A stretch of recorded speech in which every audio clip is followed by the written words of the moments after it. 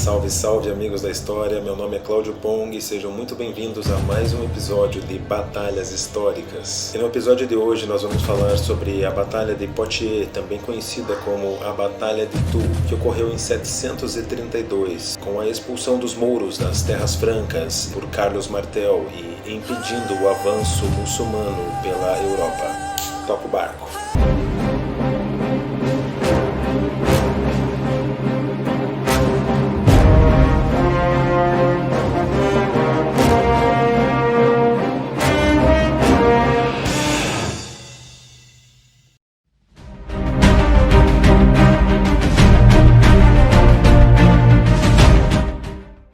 De acordo com a maioria dos relatos, a batalha teria acontecido numa manhã fria de sábado, no mês de outubro.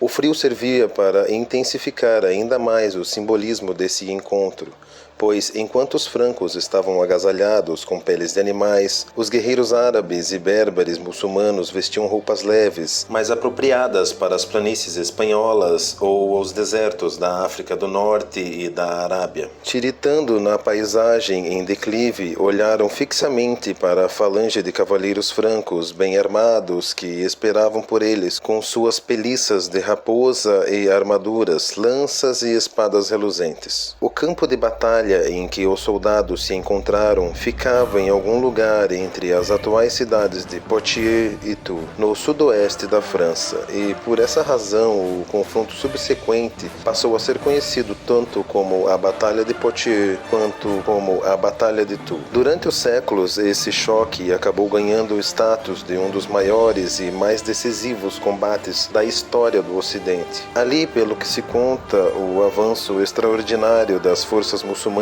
que havia começado exatamente um século antes, foi enfim refreado e a Europa se salvou do domínio islâmico. Historiadores atuais, entretanto, têm questionado isso, alegando que a incursão muçulmana na França foi menos uma invasão em grande escala e mais uma simples razia, um ataque maciço que logo foi abandonado diante da primeira resistência séria dos francos. Seja qual for a verdade, o simbolismo de Poitiers, embora um tanto conveniente, continua sendo significativo. Os árabes jamais conseguiram adentrar o território francês além de Poitiers, e na principal crônica cristã dessa batalha de que conhecemos, uma palavra foi usada pela primeira vez para descrever as forças francas: europenses, europeus. As primeiras incursões muçulmanas no que se tornaria a França começaram em 718, logo depois que as forças do Islã subjugaram a Península Ibérica, com ataques sobre a rica região da Aquitânia, no sudoeste. Ali, seu principal oponente foi o Duque Eudo, que, após seguidas batalhas, começou a perder terreno para os árabes. Ao tentar uma abordagem alternativa, ele procurou explorar a inimizade perene entre berberes e árabes, casando a filha com um chefe berbere descontente. Em retaliação, no verão de 732, o general muçulmano Abd ar-Rahman comandou um grande ataque à Aquitânia. Embora as estimativas sobre o tamanho de suas forças sejam difíceis de calcular, acredita-se que chegasse a algo entre 60 e 80 mil cavaleiros. Isso deixou o Duque Eudo sem alternativa a não ser o apoio do seu grande rival Carlos Martel, cujas tentativas de conquistar a Aquitânia tinham sofrido resistência feroz. Reconhecendo a oportunidade de expandir sua influência, Martel reuniu uma força de aproximadamente 30 mil francos, além de alguns borgonhenses, e marchou com ela diretamente para a trilha onde avançavam os muçulmanos.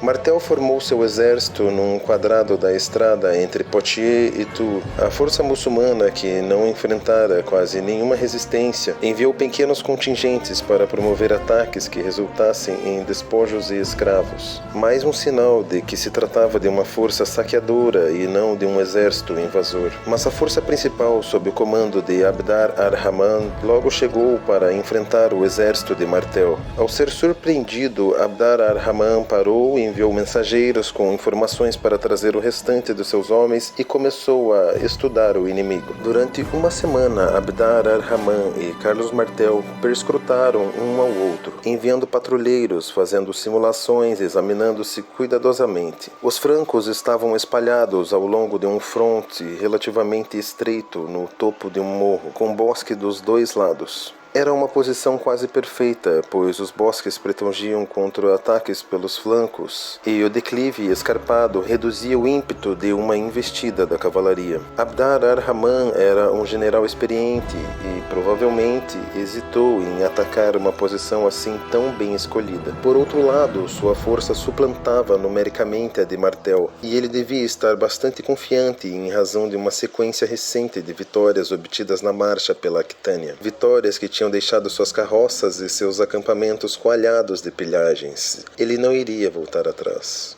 Na manhã daquele sábado, quando o sol se levantou nos campos frios e enevoados, os muçulmanos fizeram suas preces voltados para Meca e logo montaram nos cavalos. Cavalgaram por quase 1 quilômetro para ganhar velocidade, bradando gritos de guerra para Alá, batendo tambores e tocando símbolos. E continuaram gritando com fervor selvagem enquanto se atiravam às linhas inimigas. Martel sabia que a cavalaria franca deveria ser facilmente suplantada nesse tipo de ataque. Então fez com que seus homens montassem um quadrado protegido numa imitação da velha formação de combate dos romanos, com lanças e espadas apontadas para fora e os escudos interligados. Com um estrondo de patas de cavalo e um tremendo alarido de espadas e lanças, os muçulmanos se chocaram contra as linhas francas e de forma surpreendente ficaram retidos nas pontas das espadas, lanças e martelos dos francos, sem que nenhum conseguisse sobreviver.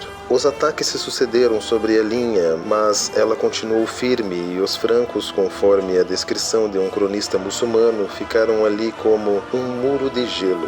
Foi uma das poucas vezes na história em que homens da infantaria foram capazes de resistir a um ataque maciço da cavalaria. Alguns dizem que a batalha durou apenas um longo dia, embora outros afirmem que se prolongou por 7 dias. As estimativas mais baixas parecem estar mais corretas, mas ninguém tem certeza. O que se sabe é que Abdar ar-Rahman foi morto durante um ataque furioso sobre as linhas francas. Alguns alegam que ele estaria procurando por Carlos Martel para sobrepujá-lo num combate corpo a corpo, e os muçulmanos, privados do líder, se retiraram para o acampamento. Naquela noite, no campo de batalha, os francos protegeram o terreno no frio congelante, prestando atenção a qualquer sinal de ataque, e na manhã seguinte se levantaram fatigados, mas prontos para encarar a brutalidade esperada. No entanto, as florestas e os campos ao redor estavam mergulhados num estranho silêncio. Nenhum ataque aconteceu. Com cautela, Martel enviou patrulheiros para vasculhar a área, esperando por um ataque árabe no momento em que suas linhas fossem desfeitas. Ainda assim, nenhum ataque aconteceu e nenhuma força árabe foi encontrada. Aos poucos, os francos perceberam que todo o exército árabe havia desaparecido durante a noite, levando seus despojos, mas deixando atrás de si as barracas de cores fortes que tinham sido pouco efetivas para abrigar os soldados no frio do norte. Martel tinha obtido sua vitória mais impressionante. É difícil determinar se foi essa vitória que estancou o avanço árabe pela Europa Ocidental, ou, como é mais provável, se a expansão muçulmana já estava começando a arrefecer quando a batalha aconteceu. Sem dúvida, no entanto, os europeus souberam valorizá-la e considerá-la como um grande triunfo contra esse inimigo novo e mortífero. Muito obrigado e prepare-se para a batalha.